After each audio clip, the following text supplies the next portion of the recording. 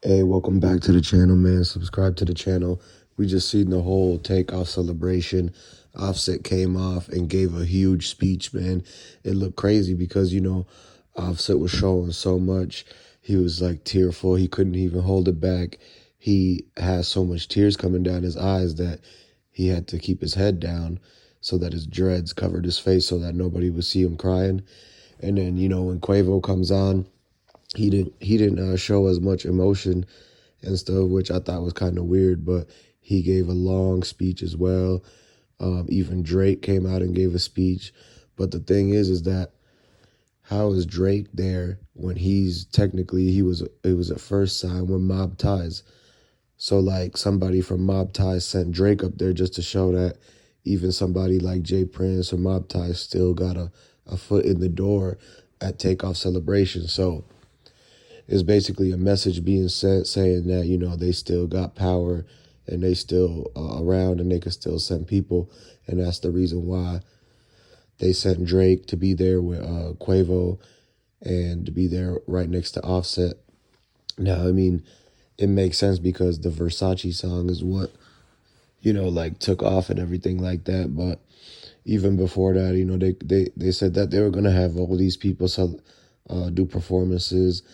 They said they're going to have all these celebrities come through. So it's just kind of weird that Drake comes through and he's the one that's with the biggest ties to MobTies.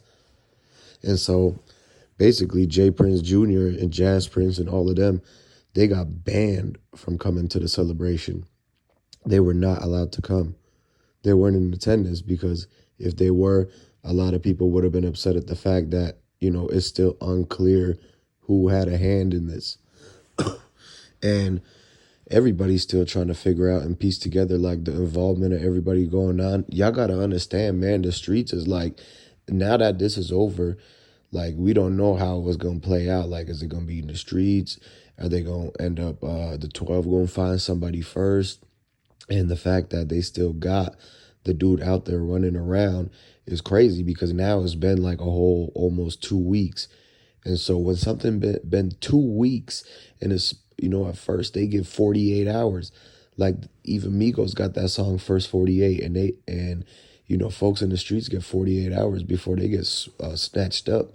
Or if they do get snatched up, they got 48 hours to figure out evidence and proof and everything like that. And so the thing is that it's 2 weeks that's passed by and the dude is still running around. You still got MobTies sending their people around. They just sent Drake personally to pull up on Migos at the celebration, man. And, they had all of the OG Migos. They had Real Money, Mingo the Fool, and all these producers, all these people who were on YRN, who were on No Label 2. And so these guys were like the early hype man, DJs, producers, mix guys, and they really got, they really helped Migos kind of put these certain beats to their flow. They helped them get money, book for shows, all that promotion. They even threw them some things their way on their the residuals that they get. And so what you got to really understand is the fact that now that all that is passed through, is basically now like, oh, anything could happen at any time. You never know when one of these days somebody pretty much gets found for being a part of the Takeoff situation, or somebody gets got. And, now it's like months and months down the road when they finally show the surveillance with that bowling alley camera scene, because that 4K camera, they're not going to show that for months, man. They still got to clear it. And you don't know if TMZ is going to buy that from people for like $180,000, man. And they're saying Quavo got his pockets ran for 17K. Some people say it's 7,000. Some people say it's 17. Either way, man, it's condolences to Takeoff, because no matter what kind of money's involved in it, they should have never lost Takeoff, man. There's not an amount of money that could replace people. And y'all got to understand that everything is fragile these days. Everything is very, very sensitive. People are sensitive, emotions, and things can just get overboard just like that, just like how it happened with the Migos and how they split up, just like how it happened with the Takeoff, just like how Duke the Jeweler, Boosie, so on and so forth. And everything just kind of has the MobTies connection to it, in one way or another, whether it's good or bad. And so at the end of the day, good publicity, bad publicity is all good for them. So MobTies gets to spread their name around.